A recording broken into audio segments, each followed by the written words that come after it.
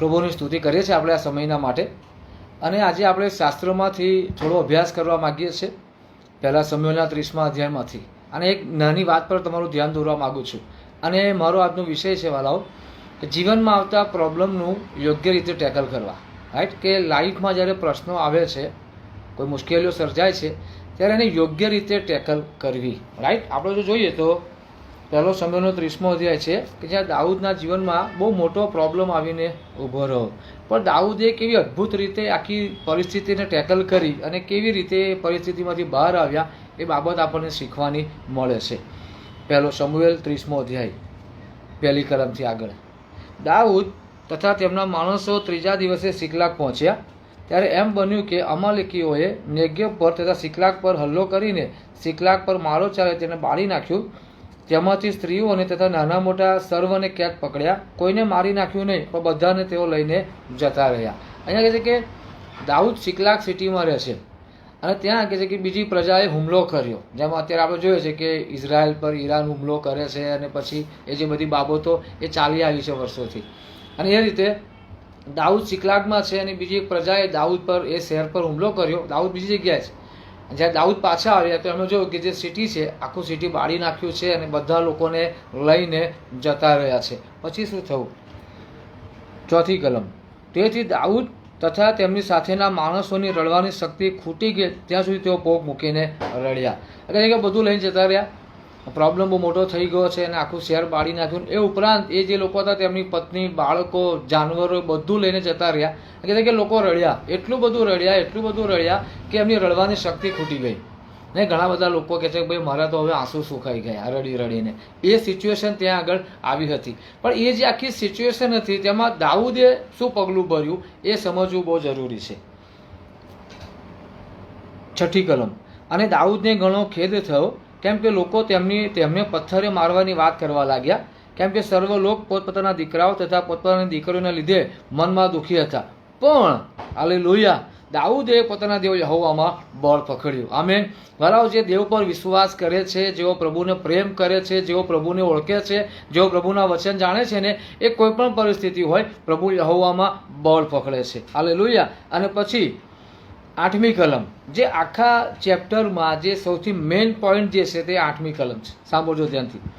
દાઉદે યહોવાની સલાહ પૂછી કે જો હું એ ટોકડીની પાછળ પડું તો હું તેને પકડી પાડી શકીશ? ક્વેશ્ચન માર્ક છે.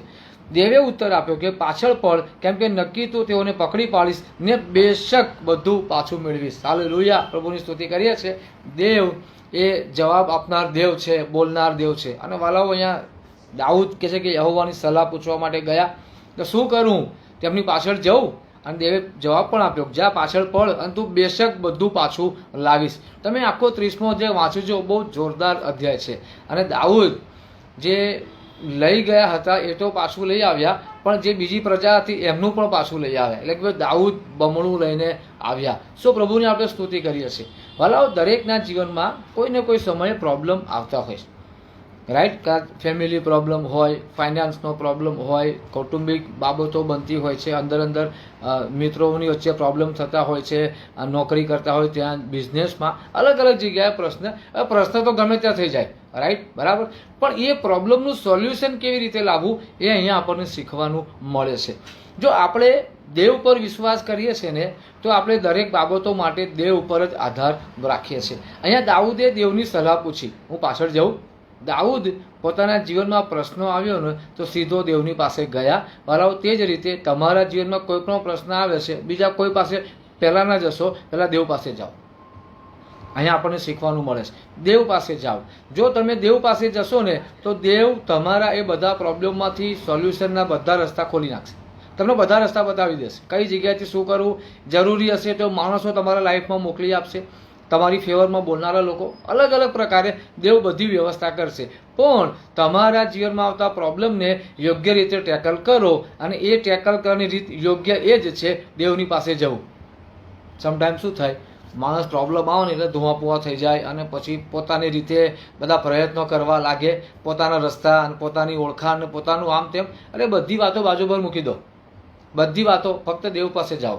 દેવ જે રસ્તો કરશે ને એ આ દુનિયાનો કોઈ માણસ કરી શકશે નહીં. એ વાત ગાંઠે બાંધી દો. તમારા પ્રોબ્લેમમાંથી બહાર આવવા માટે કે બીજી કોઈ પણ બાબતના માટે દેવ જે રસ્તો કરશે ને આ દુનિયા ભેગી થશે તોય નહીં કરી શકે. આમેન. અને એટલા માટે યોગ્ય રીતે ટેકલ કરો, દેવ પાસે જાઓ. નાસીપાસ ના થશો, પ્રશ્નો આવ્યા, મુશ્કેલી આવી, તકલીફો ઊભી થઈ, નાસીપાસ ના થશો, નિરાશ ના થશો, હિંમતવાન રહેજો. અહીંયા દાઉદ કહે છે કે રડ્યા. દાઉદ નહોતા રડ્યા એવું નહીં, દાઉદ રડ્યા. પછી બીજી બાબત, આને પોતાના દેવ યહોવામાં બળ પકડ્યું. પ્રશ્નો છે, યહોવામાં બળ પકડો, વચનમાં બળ પકડો, પ્રાર્થનામાં બળ પકડો, વિશ્વાસમાં બળ પકડો, સ્તુતિમાં બળ પકડો અને દેવની પાસે તમારો પ્રોબ્લેમ લઈ જાઓ. પ્રભુ આ પ્રોબ્લેમ છે, ફેમિલી પ્રોબ્લેમ છે, પ્રભુ બીમારીને હેલ્થને લગતો પ્રોબ્લેમ છે, પ્રભુ ફાઇનાન્સને લગતો પ્રોબ્લેમ છે. ઇવન મારા ઘણા બધા મિત્રો છે, સેવકો છે, બાળકો છે, આગેવાની અલગ અલગ ચર્ચોમાં આપતા હોય છે. મેં એવા ઘણા બધા બાળકો જોયા, એવા ઘણા બધા આગેવાનો જોયા કે જ્યારે તેમની મંડળીમાં કોઈ પ્રોબ્લેમ આવે છે ને ત્યારે એ લોકો દેવના ડાભણથી કામ કરવાના બદલે બળથી કામ કરવા માટે બેસી જાય. ઘણા બધા મેં એવા સેવકો છે, આગેવાનો, બાળકો છે, જ્યારે એમની મંડળીમાં કોઈક વ્યક્તિઓના સાથે પ્રશ્ન થયા. મંડળી તો માણસોથી બનેલી છે. હવે મંડળીમાં માણસો છે અને માણસો અપરિપક્વ છે, અપૂર્ણ છે, એટલે પ્રોબ્લેમ થવાના. પણ એને યોગ્ય રીતે એ પ્રોબ્લેમનું સોલ્યુશન કરવું, એ સિચ્યુએશનને ટેકલ કરવી એ બહુ જરૂરી છે. ઘણા બધા આગેવાનો શું કરતા હોય, પ્રોબ્લેમ થયો મંડળીમાંથી કાઢી મૂકીશ, તમને આમ કરી નાખીશ, તમને તેમ કરી નાખીશ. અપરિપક્વ વર્તન દાખવતા હોય છે એ સિચ્યુએશનમાં. આપણું કામ શું છે ખબર છે? દેવની પાસે જવું, દેવની પાસે જવું. વાલાઓ, તમારા પ્રોબ્લેમનું સોલ્યુશન દેવ પાસે છે. એક બીજું વચન વાંચું, બહુ જોરદાર છે આ વચન. યાકૂબનો પત્ર 1 અધ્યાય અને તેની 20મી કલમ ધ્યાનથી સાંભળો. ત્યાં લખ્યું છે, કેમ કે માણસના ક્રોધથી દેવનું ન્યાયપણું પાર પડતું નથી. હાલેલુયા. કહે છે કે માણસ ગુસ્સે થઈ જશે તો પ્રોબ્લેમ સોલ્વ નહીં થઈ જાય. માણસના ક્રોધથી કંઈ થતું નથી. ઉપરથી ગુસ્સો કરવાથી બાજી વધારે બગડતી હોય છે. ગુસ્સો કરવાથી બાજી વધારે બગડતી હોય છે. અને એટલા માટે વલાઓ, આ બાઇબલ તમને ને મને જીવન જીવવાના રીતો શીખવે છે. બાઇબલ તમને અને મને કેવી રીતે પ્રશ્નોમાંથી બહાર આવવું એ બાબતો શીખવે છે. ત્યારે આ બાબત નક્કી કરીએ. આ વચન તમે સાંભળી રહ્યા છો, ખાલી સાંભળશો તેટલું નહીં, પાંચ એક બાબત ગાંઠે બાંધો, નક્કી કરો. મારા લાઈફમાં કોઈ પણ પ્રોબ્લેમ આવશે ને તો હું દેવ પાસે જઈશ. મારા લાઈફમાં પ્રોબ્લેમ લાગે છે કે હેલ્થનો પ્રશ્ન છે તો એ પ્રમાણેનું વચન લઈ અને દેવ પાસે જઈશ કે પ્રભુ તમારું વચન એમ કહે છે કે તારી મધ્યથી યહોવા સઘળી બીમારી દૂર કરશે, તમે મારી આ બીમારી દૂર કર. માનો કે તમને અશાંતિવાળું વાતાવરણ લાગે છે, વચન લઈને જાઓ. ફાઇનાન્સનો પ્રોબ્લેમ છે, પ્રભુ તમારું વચન કહે છે કે હું યહોવા હીરે છું, પૂરું પાડનાર દેવ, તમે મારું પૂરું પાડો. તમે જોબ કરી રહ્યા છો, બિઝનેસ કરી રહ્યા છો, કે પછી તમને તમારા ફ્યુચર માટે કોઈ રસ્તો દેખાતો નથી, આમ તેમ જઈને ના એ કરશો.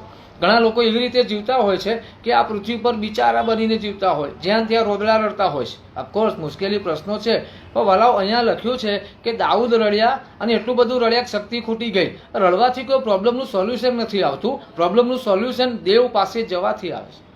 દેવ પાસે જાઓ, તમારા પ્રોબ્લેમને અનુરૂપ વચન લો, દેવ પાસે જાઓ. બાળકોનો પ્રશ્ન છે, બાળકોને અનુરૂપ વચન લો, દેવ પાસે જાઓ. લગ્નનો પ્રશ્ન છે, ઘણા લોકો એવું કહેતા હોય છે ભાઈ અમારે લગ્ન છે, પતિ પત્ની છે, એમની વચ્ચે પ્રોબ્લેમ છે, તો એ રીતે સોલ્યુશન લાવો. અને ઘણા લોકોનો પ્રશ્ન એ છે કે એમનું લગ્ન નથી થયું હજુ, તો એ રીતે સોલ્યુશન લાવો. વચન લઈને દેવ પાસે જાઓ. બાઇબલ કહે છે માણસ એકલો રહે તે સારું નથી. બાઇબલ એમ કહે છે યહોવા તારા ઘરને, તારા સર્વસ્વને આશીર્વાદિત કરશે. ભલાઓ, કોઈ પણ પ્રશ્ન હોય દેવની પાસે જાઓ અને દેવની રીતે સોલ્યુશન લાવો. આગળ છેલ્લી વાત કહીને પૂરું કરી પછી આપણે પ્રાર્થના કરીએ. શું થયું? 30મા અધ્યાયની 26મી કલમ. દાઉદ સિકલાગમાં આવ્યા. હવે દાઉદ પાછા આવી ગયા પોતાના ઘરે. ત્યારે તેમણે લૂંટમાંથી કેટલાક યહૂદીયાના વડીલોને ત્યાં એટલે તેના મિત્રોને ત્યાં મોકલીને કહેવડાવ્યું કે જુઓ, યહોવાના શત્રુઓ પાસેથી પડાવી લીધેલી આ લૂંટ છે. અને પછી આગળ અને તેને પેલા બધા કેટલાય લોકો સુધી દાઉદે ભેટો મોકલાવી. દાઉદ પોતાનું બધું પાછું તો લાવ્યા, પણ જે બીજા દુશ્મનો હતા તેમનું પાછું લઈ આવે. એટલા માટે કે દાઉદ બમણું લઈ આવ્યા. જો તમે દેવની પાસે તમારા પ્રોબ્લેમ લઈ જશો, યોગ્ય રીતે ટેકલ કરશો ને તો પ્રોબ્લેમનું સોલ્યુશન તો આવશે જ, પણ યહોવા એમાં બીજા બધા આશીર્વાદો ઉમેરશે. આમેન. કહે છે કે દેવ બમણા આશીર્વાદો તમારા જીવનમાં ઉમેરશે. અને એટલા માટે વલાઓ, દેવની પાસે જાઓ, દેવની પાસે જાઓ. પ્રભુ પાસે દરેક પ્રોબ્લેમનું સોલ્યુશન છે. આપણી પાસે ના હોય, તેમની પાસે બધા પ્રોબ્લેમનું સોલ્યુશન છે. અને એટલા માટે આવો આપણે નક્કી કરીએ, કોઈ પણ પ્રોબ્લેમ આવ્યો હું દેવ પાસે જઈશ. દેવ પ્રોબ્લેમનું સોલ્યુશન તો લાવશે જ, પણ બમણા આશીર્વાદો તમારા જીવનમાં આપશે. કેમ કે આ બાઇબલનું વચન છે વાલાઓ, આ કોઈ માણસનું વચન નથી, આ બાઇબલનું વચન છે જે કદી ખોટું પડતું નથી. જેઓએ આ વચન પર વિશ્વાસ કર્યો તેઓ દરેક પરિસ્થિતિમાં તરી ગયા. ભલે ગમે તેટલી મોટી પરિસ્થિતિ હોય તેમાંથી બહાર નીકળી ગયા. પહાડ જેવી પરિસ્થિતિ હશે તેમાંથી બહાર નીકળી ગયા. પણ જેમણે પોતાની રીતે સોલ્યુશન લાવવાનો પ્રયત્ન કર્યો ને એમની પરિસ્થિતિઓ વધારે ને વધારે બગડતી ગઈ, વધારે ખરાબ થતી ગઈ. ત્યારે આવો આપણે ડાપણથી કામ લઈએ. બાઇબલ કહે છે ના બળથી ના કળથી પણ મારા આત્માથી. જકારિયા 4:6 અદ્ભુત છે ને, પેલું ગીત પણ છે, ના તો બલ છે ના શક્તિ છે પણ મેરી આત્મા કે દ્વારા એ પહાડ ટલ જાયગા. આમે તમારા બળથી પ્રયત્ન કરશો ને તો એક પહાડ છે તો બીજો પહાડ ઊભો થશે. તો દેવ પાસે જશો ને તો ભલે ગમે તેટલા પહાડો હોય, 100 પહાડો હશે, દેવ ચપટીમાં દૂર કરશે, દેવ તમને આશીર્વાદિત કરશે. આવો આપણે શીખીએ આપણા પ્રોબ્લેમને યોગ્ય રીતે ટેકલ કરવાનું. આવો આપણે શીખીએ આપણા પ્રોબ્લેમને દેવ પાસે લઈ જવાનું, કેમ કે તેમની પાસે દરેક બાબતનું સમાધાન છે. આવો પ્રાર્થના કરીએ, પ્રભુ પાસે કૃપા માંગીએ આપણે. દયાળુ પ્રભુ, અમે આ સમયે તમારી પાસે આવીએ છીએ. આ માનવીય જીવનમાં ઘણી બધી વાર પ્રશ્નો અને મુશ્કેલીઓ આવતી હોય છે, બીમારીઓ આવતી હોય છે પ્રભુ, જરૂરિયાતો આવતી હોય છે, પડકારો આવતા હોય છે. અને એવી પરિસ્થિતિમાં ઘણી બધી વાર અમે ગુસ્સે થઈ જઈએ છીએ, ઘણી બધી વાર અમે બીજાનો વાંક કાઢીએ છીએ, અને ઘણી બધી વાર પ્રભુ અમે એ પરિસ્થિતિઓનું સોલ્યુશન અમારી પોતાની રીતે લાવવાનો પ્રયત્ન કરીએ છીએ. ત્યારે આ બધી જ બાબતોને અમે આજે બાજુ પર મૂકવા માગીએ છીએ.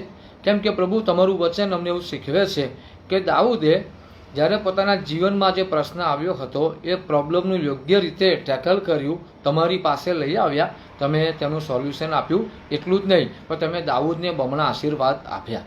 આ વાલાઓના માટે, અમારા બધાના માટે પ્રાર્થના છે કે પ્રભુ તમે અમને એવું હૃદય આપો, એવી કૃપા પૂરી પાડો, એવું મન આપો કે લાઈફમાં કોઈ પણ પ્રોબ્લેમ આવે અમે ઇધર ઉધર ના જઈએ પણ અમે તમારી પાસે આવીએ. અમે લોકો પર આધાર ના રાખીએ. યશાયાના 2 અધ્યાયમાં પ્રભુ તમારું વચન કહે છે માણસ પર આધાર રાખશો નહીં, કેમ કે તેનો શ્વાસ તેના નસકોરામાં છે, એની શું વિસાત છે.